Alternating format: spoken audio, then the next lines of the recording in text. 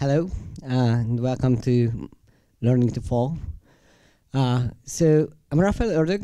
Most people call me Devil. And what I'm going to talk about is microservices.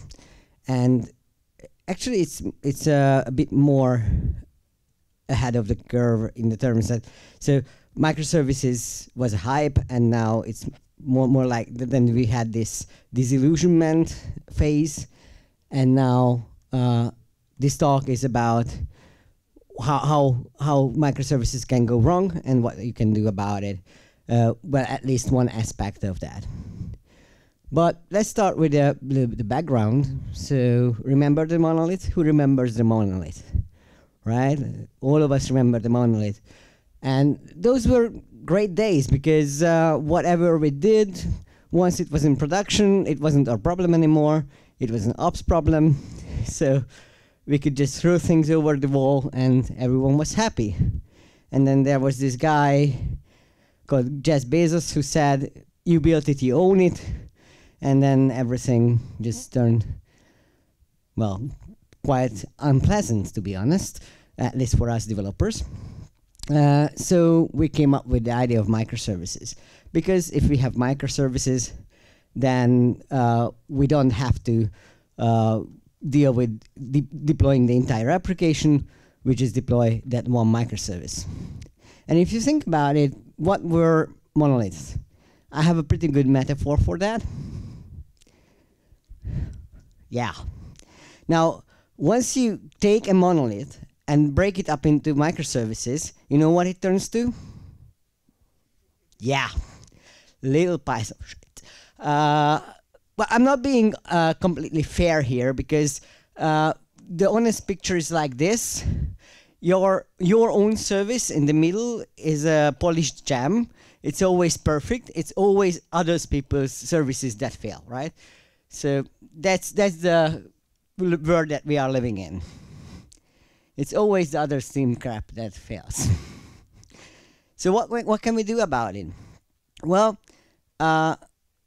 so my wife is doing martial arts, and one of the things they teach people at martial arts classes is how to fall gracefully, how to fall in a way that you don't break your arm. Okay, and this is really important because if you are in a dojo, then people are going to throw you around, and it's gonna hurt. And if you don't fall correctly, you might break your neck. So it's pretty important to learn how to fall well. So that's what I want to teach you now, how to fall gracefully when other services are not as nice as your own. So I'm going to talk about, so this talk is going to be in 3 parts. The first part is the journey, how we realize that we have to do something about this issue. Then I'm going to talk about the Enlightenment, when we realize how we can deal with these problems. And eventually, if we have time, I would like to dig a little deeper. So let's start with the journey. Let's imagine we have a car rental company, and we have a very simple application. There is one process, one database, and the process is making queries to the database. That's the simplest application you can imagine, right? This is essentially a tiny monolith. And what happens is when we want to reserve a car, we check if the car is available, then we reserve the car and assign it to a customer. These are the 3 steps that we are going to do. These are 3 separate queries. Now, this sounds good. But at some point, the boss comes to us and says, hey, some cars have been reserved, but no one picked it up. So we scratch our heads and wonder what might have happened. And then we look into the logs and we see that, yes, the application correctly checked that the car is available. Yes, it correctly reserved the car.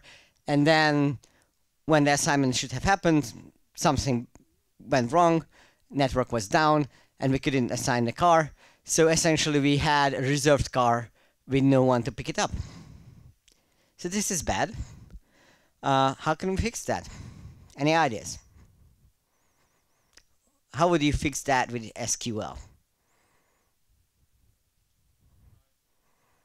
you would use transactions, right? You start a transaction, you do your thing, and then commit the transaction, and that makes sure that the whole transaction is atomic, either everything happened or nothing. That's the cool way to do it. Okay, but now something happens. This car rental company buys a bunch of other companies, and it becomes a travel agency. And they have like 3 different systems, and those systems have to talk to each other. They offer these kind of travel packages that have a car in it, a hotel, a plane ticket, and even museum tickets. So essentially you have to organize 4 different services with 4 different databases, and you have to deal with that. How do you do that? Well, it's not as easy anymore because it's not one service, not one database. And that's just one problem. The other problem is that the transactions that we are doing, even if it was just one application, that when you do a transaction, it locks things in the database, and that can have an impact on performance. If you have like 20 or 30 queries that run in sequence, and maybe some of them are long queries, then doing a transaction is going to put a performance impact on your application. And also, if it's not even the same application, like in our example, then a transaction is not even possible, because you cannot say MySQL to lock, you cannot ask MySQL to lock rows in a PostgreSQL or even a MongoDB. MongoDB doesn't even have transactions. So what you do about that? Because we have several databases and multiple services. Yeah, so one idea, the worst idea that you can come up with, is fire and forget. You just make the queries, and if some of them fail, you don't do anything about it. Don't do that, because you will have inconsistencies in your database, and you end up with the same situation that we talked about, where the car is reserved but not assigned. Okay, what's the next idea? Maybe we can do manual failure recovery. So what you would do there is you create logs, and whenever there is a failure and you couldn't complete an operation, then you make a log, and then you create PagerDuty alert that alerts you in the middle of the night that something is wrong. Now that works for a while, but you will be pretty angry sometimes when you have a lot of failures and you can get your job done because you have to manually fix the database all the time. And after a while, you will be pretty sleepy because waking up at night to fix the database is not really fun. So what's the next step? Well, maybe we can automate that recovery. So we don't have to wake up anymore, but we can say, okay, if there was a failure, then this other script runs and it tries to fix things the way we would do it manually. That's somewhat better. But what kind of automated recoveries can we think of? My first idea and my team's first idea was brute force. So whenever a query failed, just repeat it a bunch of times, like 5 times. And hopefully it will succeed at least once. So there are a number of problems with that. So one thing is that even though you retry it a few times, it may not be successful. But even worse is that you might end up sending a lot of queries to the database, and after a while the DB just falls apart under you, and you have like this runaway thing where the more queries you are sending to the database, the worse shape it is in, and then you just overload the database much faster than you would otherwise. So okay, that's not good either. Okay, next idea. Distributed transactions. Okay, so at this point we went on the internet and tried to find what other people did, and we found out about distributed transactions. And the way distributed transactions work usually is a 2-phase commit. Two-phase commit means that you check every query if it could run, but you don't commit them.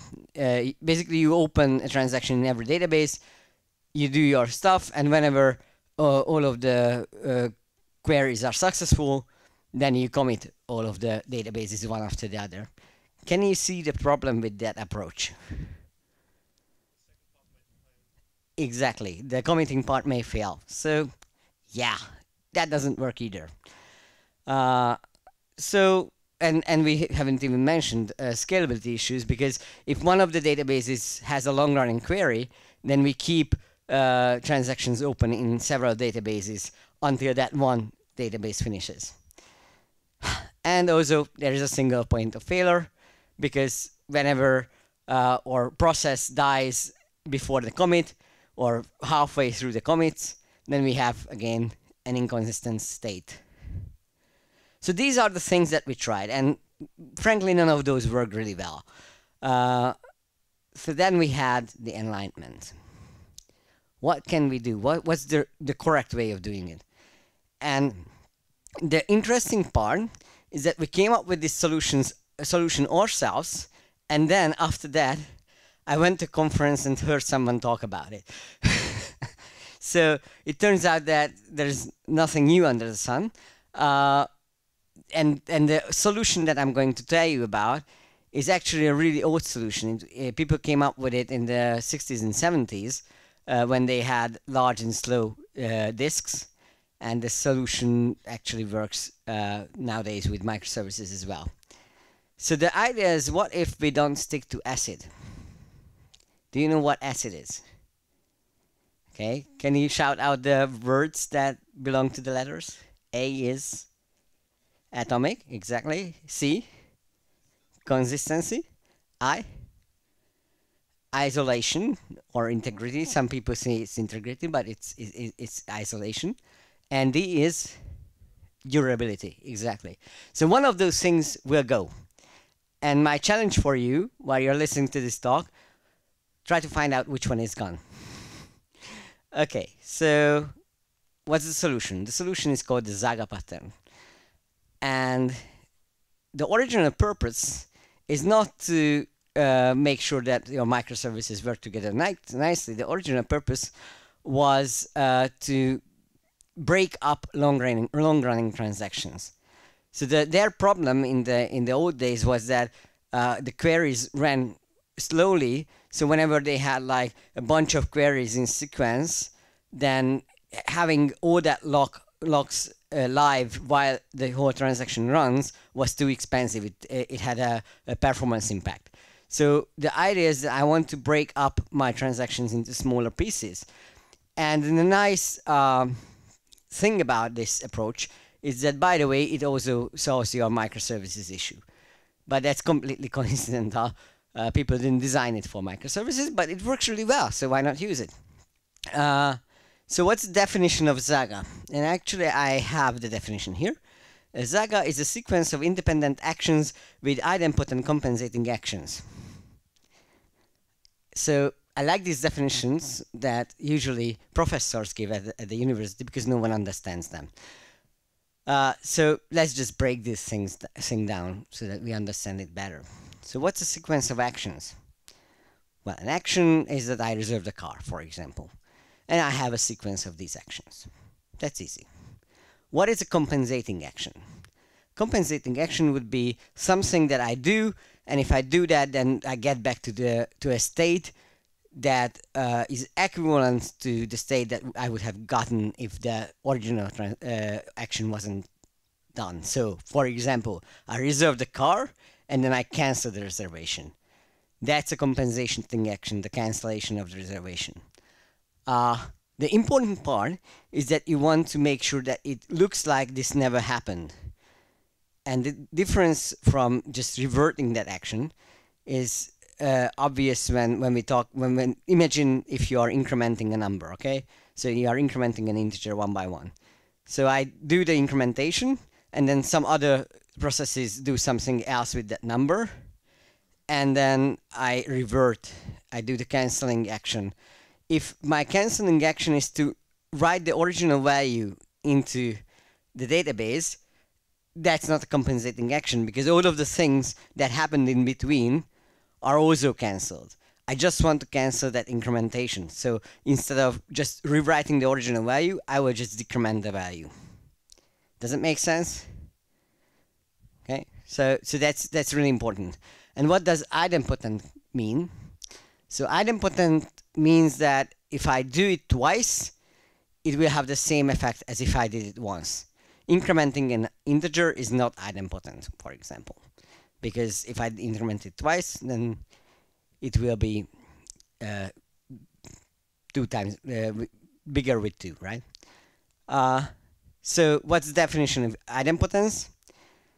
An operation is idempotent when applying it multiple times is equivalent to applying it a single time. So again, that's like this professor kind of definition. And I used to have a really good example for this. What's idempotent and what's not. And when I did the talk in Hungary, everyone was laughing. And then I did the talk in Germany, and people walked up to me and said that this was offensive. So I'm not going to say that example, but yeah, instead of I came up with another example which is not as funny. But imagine that you have a cup, and someone tells you pour a cup of orange juice into the cup. Then you pour it, and you're done. And then they tell you to pour again. Then you pour again, and it overflows. So pouring the orange juice is not idempotent. Makes sense, right? But if someone walks up to you with a cup of orange juice and tells you to drink it, and you drink it, then the cup is empty. And if they tell you to drink it again, nothing happens. You just have 1 cup of orange juice in your stomach. Okay? So that's idempotent. That's the difference between being idempotent and not being idempotent. It's idempotent if you do it twice, you have the same result. So let's look at the Saga pattern in action. First, I'm going to show you the happy path. The happy path is like this. So here is our travel agency example. This other guy is our service, and he walks up to this lovely lady and tells her that he wants to reserve a car. And the lady says, all right, let's reserve the car. Then he walks to the hotel guy, asks to reserve the room. They say, okay. And then we walk to the plane or the air, sorry, to the other company and ask for a plane ticket, and it's okay. So for now, that looks much like brute force, right? We just do all of the queries, all of the actions, and we just go through it. But what happens when we have a failure? And that's the interesting part about the Saga pattern. First, we reserve a car, and the lady says, okay, it's reserved. And then we walk to the hotel guy, and they say, we are full, we cannot. Besetzt, right? So now we have a problem. We have a car reserved, but we don't have a hotel. So we walk back to the lady and say that we want to cancel the car. And if we were lucky, then the lady would say, okay, the car is cancelled. But in this case, she fell asleep. So what do we do? Well, we ask again. And the lady wakes up and says, what? And then we repeat again, and then she says, okay. So this is why we need idempotence. Because when we do the cancellation, we might end up in a situation where it's not successful. So we want to be able to repeat it as many times as we need to. Okay? And then if we say again because we are angry and we didn't hear her say okay, then she can just say, it's already cancelled, don't worry. Okay. So what's the Saga guarantee? The Saga guarantee is that either everything is successful by the end of the Saga, or the successful events are compensated for, or we are in the process of executing the events. And now I'm going to ask you, what was it that we lost from acid? Exactly. We traded off atomicity for availability. That's the main concept here. So now we know how the Saga works. Let's dig a little deeper. And let's look at how to implement a Saga pattern. First, we will need a Saga execution coordinator, which I'm going to call a SAC from now on. And the SAC is going to do a bunch of things, but this is the part of the code that is responsible for making sure that the Saga is either completed or it's in the process of being completed. And for the SAC, we also need a Saga log. The Saga log is going to be persisted, and we are going to go through the Saga log when we need to revert actions. So just as an example, we have our travel agency there, and then we have the hotel, car, and the plane service. And then what we do is first we are going to wait. Yeah, that's not what I need. So first what we are going to do is we are going to begin a Saga, and we will write into the Saga log that we began the Saga. That's the first log item. Then we begin reserving the hotel. We do our transaction with the hotel service. When it's successfully returned, then we write into the Saga log and hotel. Begin car. We do our thing with the car service, and so on until everything is reserved and we are happy. So that's the happy path. What happens if there is a failure? Then what we will do is we begin the Saga, begin hotel and hotel. That was successful. Then we begin car, and when the car service returns an error, then what we are going to do is we are going to write abort Saga into the Saga log. And if there is an abort Saga in a Saga log, then the only thing you are allowed to do from that point on is revert everything before it. So after the Saga is aborted, we never ever try to complete it. We just try to do everything in try to compensate for everything that we did before. And in this case, what we do is we begin undo car. We try to talk to the car service, and if it's not successful, we try it a bunch of times. Exponential backoff is a good idea here. So if the car service doesn't respond, then try it again in a few seconds, and then again in twice as many times, and then twice as many times, so that you don't overload the car service. And then once the cancellation is done, then it will just undo the hotel as well. So that's the compensating part of the Saga. So when do we need to undo everything? So we read the Saga log, and if we see abort Saga in the log, that's a sure sign that we have to cancel everything, right? If there is an abort Saga, we have to cancel it, but that's not the only case. Also, if there is a begin sub-transaction, so for example, begin hotel, and that's the last line in our Saga log, then that means that we failed. At least if someone else has to pick up the log. So the way this works is your process is doing the Saga, and then it fails at some point. For example, the process crashes, and the last thing it wrote was begin hotel. Then we don't know if the hotel is reserved or not. So what we are going to do is say we assume that it wasn't successful, and then we start compensating for everything. Okay?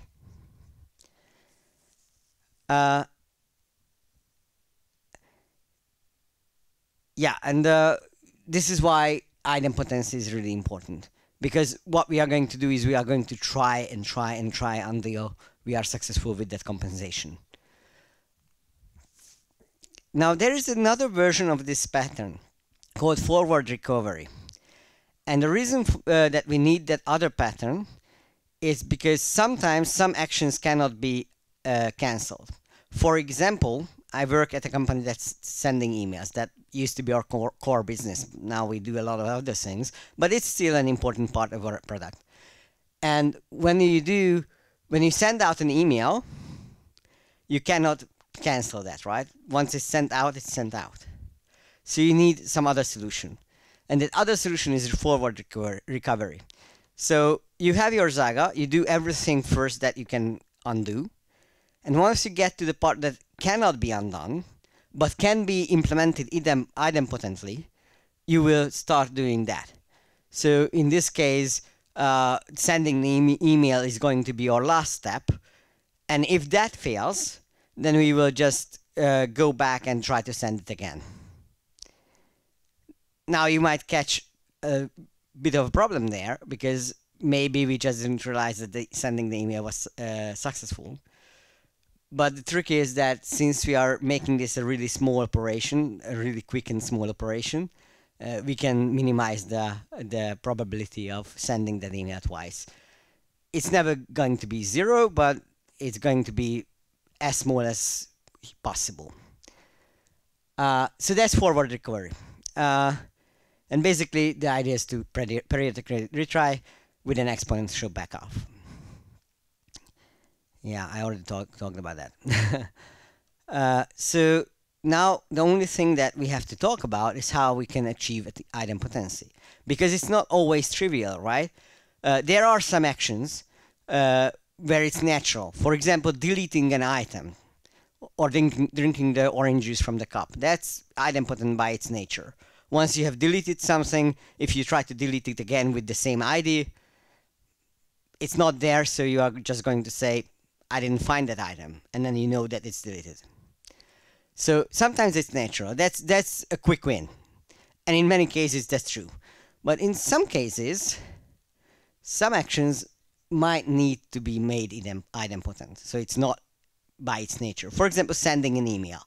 If you send an email twice, the person is going to get 2 emails and probably are going to mark you spam, and that's not good. So we want to make sure that we don't send that email twice, right? How do we do that? Well, for each action that needs to be idempotent and is not by default, we are going to generate a unique ID. And this unique ID will be what makes sure that we don't do that thing twice. And we have a nice diagram here. So what we are going to do is we have this request that's coming in.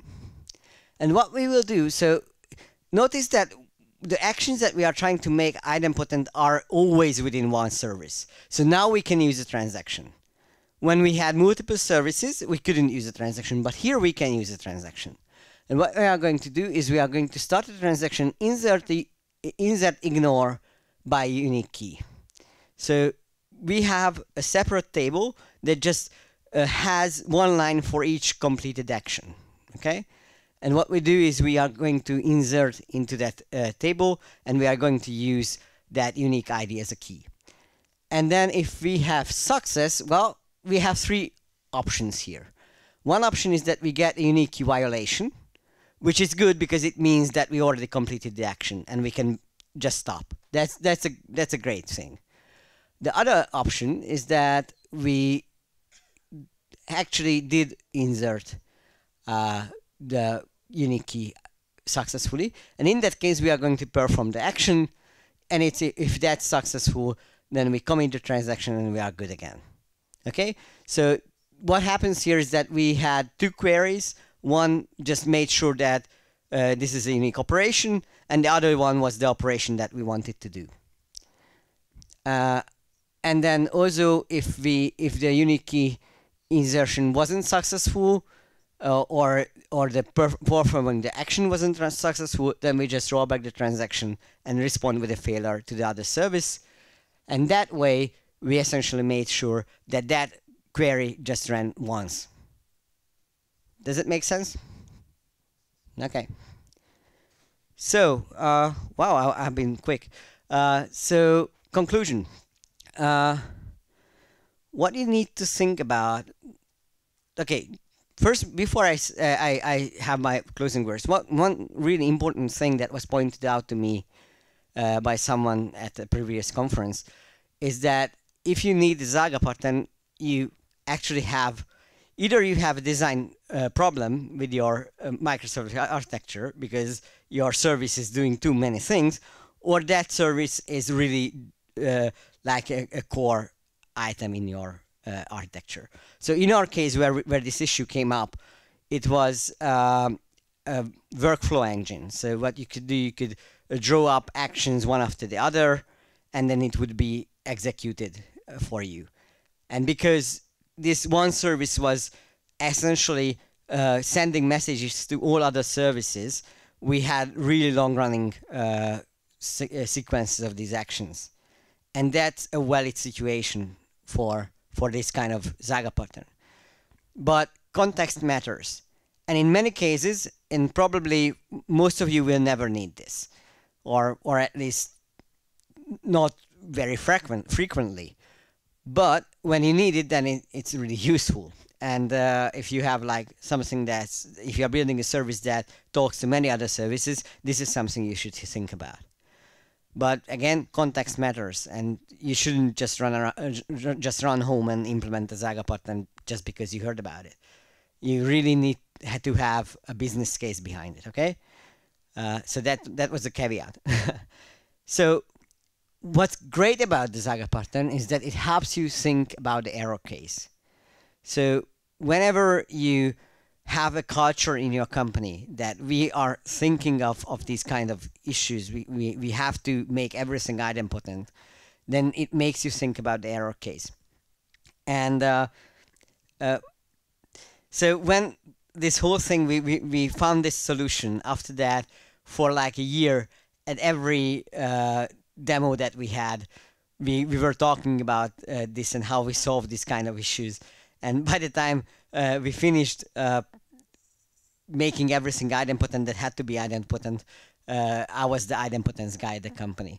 So whenever someone has this kind of issue, they always run to me.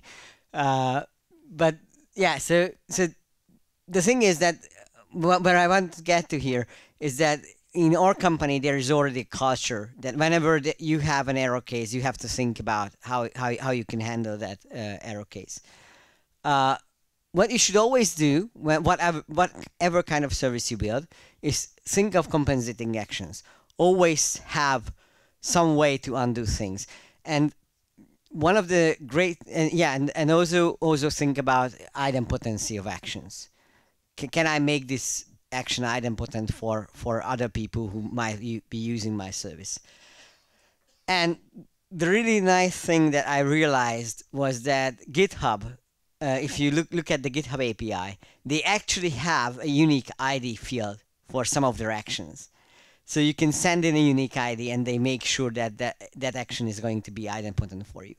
So it turns out that people at GitHub already knew about this and they were thinking of this. And what I want you to think about is this: whenever you build a service and whenever you build an API that other companies might be using, always think of how they can undo your operations. And if it's important that something happens once, then make sure that you accept an ID that they can send in, and you make sure that the operations happens only once with that ID. And basically, that's all I wanted to say. With one more thing is that I have, two things. Shameless self-promotion. I have a workshop called Lean Poker. It's great if you want to learn how to do continuous deployment and DevOps really well. Look it up. And I also have a YouTube channel called Morning Commute, where I discuss software topics with other developers in a car, like in a carpool karaoke, but we are not karaokeing, we are just talking. So you can look that up. And that's all I wanted to say. Thank you so much.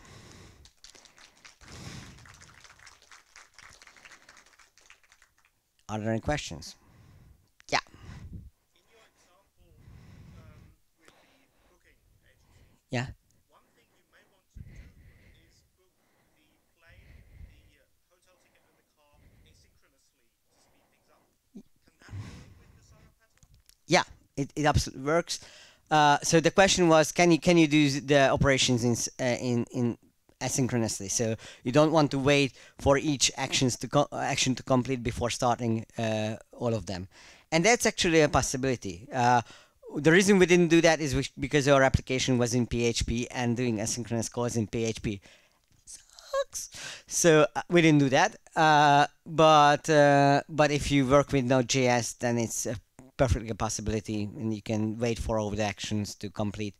That's something you can do. One thing that you have to keep in mind, though, is that if you have a forward recovery part, then you have to first complete all of the actions that are compensatable, And only when those are done and all of them successful, then you start the forward recovery part. Because if you send the email, it's sent. Any other questions? Yeah.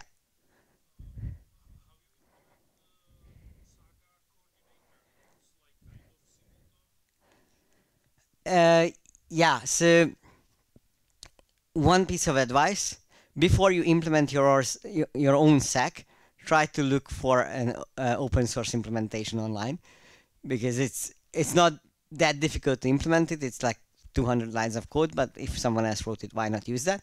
Otherwise, I didn't use singleton. I personally think that singleton is an anti-pattern. So so we simply made sure otherwise that we have a single SAC for each process. The thing that you have to think about it is, if you have a Saga log being written, you want to make sure that if another process finds that Saga log, then it doesn't start working on it, right? That's the tricky part. And the way we solved that was that each Saga log had a line that contained the process ID that last worked on that Saga. And then what we did was that we had a separate process that will look through all of the open Sagas and see if the corresponding process IDs are still running. And if one of the process IDs wasn't running, then it would start a Saga execution coordinator for that particular Saga. But you have to make sure that the process that was handling that Saga log has actually died before you start another one. That's a really good point. But there are several other ways to do it. I think in Java you would probably create a lock file and lock it, and then when the process dies, the Java process dies, it lets loose of the lock, and then you could do that. That's also a possibility. Any other question? Yeah. Have you ever had performance problems when you're using the unique key insertion, because this has to be synchronized if you have more than one database or whatever? That's the point, that you don't have to, because okay, let me show you. So the whole thing that we have here, this is something I tried to point out, but maybe it wasn't completely obvious. But this thing is in one service. You don't have multiple databases here, because the whole point of the Saga pattern is, if you have a long transaction with multiple services, you are breaking it up into smaller pieces, and each of these pieces is going to affect just one service. And since it is only affecting just one service, then when you want to make it idempotent, then you are just dealing with one service. Make sense? Okay. Anyone else? One in that case, thank you for your attention.